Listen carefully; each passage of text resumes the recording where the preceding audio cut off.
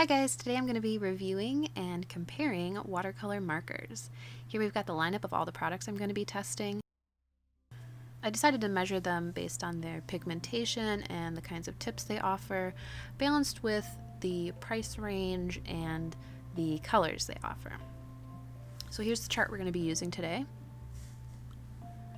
The first one we're going to be looking at is the Tombow. This one has 2 tips and it's available in the most colors, which is 96. Here you can see the brush tip.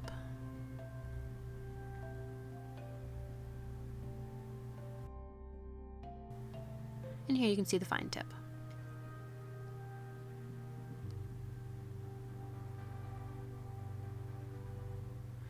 Here we have the Letraset Aqua Marker, which is about $4 per marker and available in 60 colors. Here you can see the fine tip.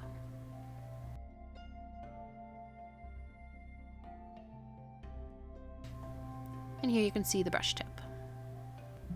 Markers with actual bristle brush tips are noted on screen. Here's the Bienfang. This has a brush tip and is available in kits only and is the least expensive of all of them. Here's an example of a real bristle brush tipped marker. And you can see that a brush tip reacts a little bit different on the surface of a rougher watercolor paper. So I had to squeeze out a little bit more watercolor to get it to really saturate the page. And I had to do 2 passes versus the other ones, which have a little bit more water in them, that required only 1 pass. Next up is the Winsor Newton watercolor marker, which retails for about $5.99 per marker and is the most expensive. It's available in 36 colors. Here you can see the fine tip.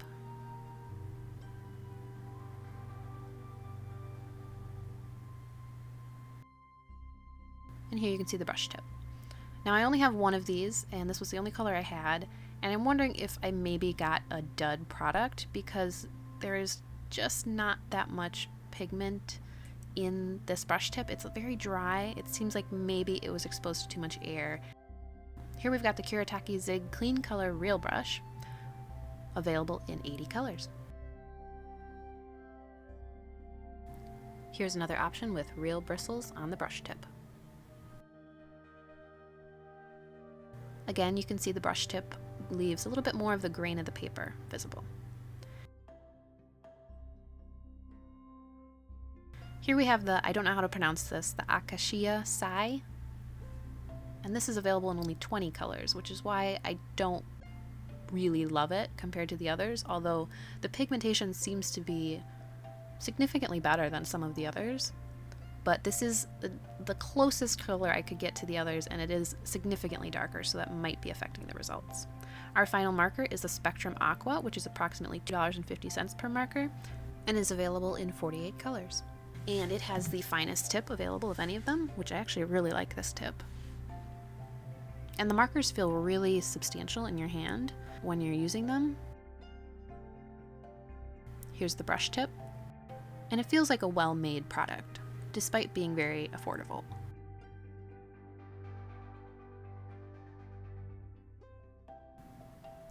Next up, I'm going to be adding water with a water brush to swatches of the watercolor marker that has been laid down and dried for about 5 minutes.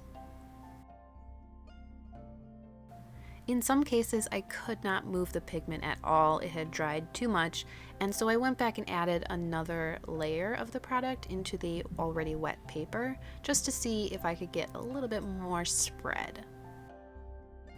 Across the board, each watercolor marker performed much better with a wet swatch, which we'll be getting to next, than in this dry swatch test.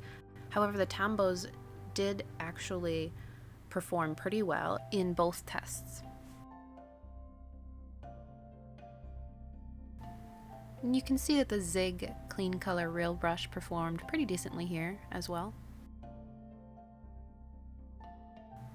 And if you watch closely here, you can see that the original swatch becomes diluted in a somewhat strange way. You end up with about the same color as the others when you add water, but that original swatch just sticks out as very dark and as being almost a different color.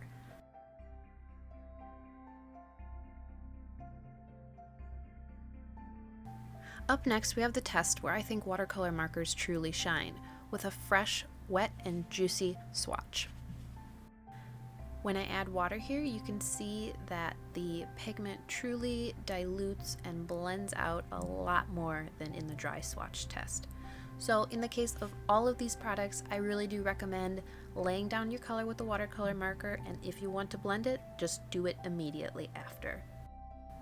Now, looking at the swatch of the Bienfang watercolors, you might think that's just not very nice at all. Why would I spend my money on that? But for beginners, it is an excellent product. And if you've never used any sort of watercolor brush before, I'd give these a try, just to see if you like the delivery method of a watercolor marker. And watching here, you will see that the ZIG and the Tombows both perform really evenly, and the results are almost equal in the wet swatch test. The performance here looks great, however, I just don't like how that original swatch remains a dark mark, and you cannot completely obliterate it no matter how much water you add. In the case of these Spectrum Aquas, I think the performance between the dry swatch and the wet swatch is almost night and day. If you plan to use these wet all the time, these are definitely worth your money. So looking at the final results here, I really strongly prefer the Tombow as far as a marker tipped brush, and the ZIG if you want a real brush tip with actual bristles. And my third choice would be the Spectrum Aqua. I really wanted to like the Akashiya Sai, but that blend from that dark color is just very strange. If you'd like to know my overall opinions, please keep watching. As far as the Tombows, I think these are the most versatile with the largest color selection and the best pigmentation for both the dry and wet swatch test. The Letraset has a nice color selection, but the pigmentation is just not there, and for the price, I don't think it's worth it. The Bienfangs are a nice, cheap starter tool for beginners or children. The Winsor Newton, I don't know if this is a dud product. I feel like I don't have enough information to judge these, but I was not impressed, and I'm not going to buy anymore. The ZIG Clean Color was the best brush tip overall, and the pigmentation was great. And especially when used wet, they really spread out very evenly and nicely. The Akashiya Sai was strange and too limited of colors. I just didn't like them.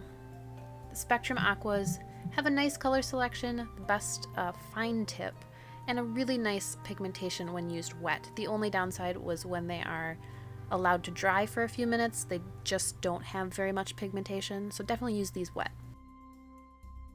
Overall, the Tombows are my pick for best overall choice. They have the most colors, the most reasonable pricing versus the Letraset and the Winsor Newton, which are more expensive with less pigmentation.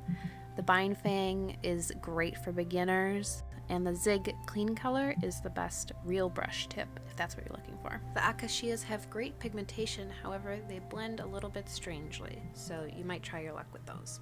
And the Spectrum Aquas were a great mid-range price. You can only get them in kits, but I think they're still a very solid choice. So there you have it. Those are my personal opinions on different types of watercolor markers.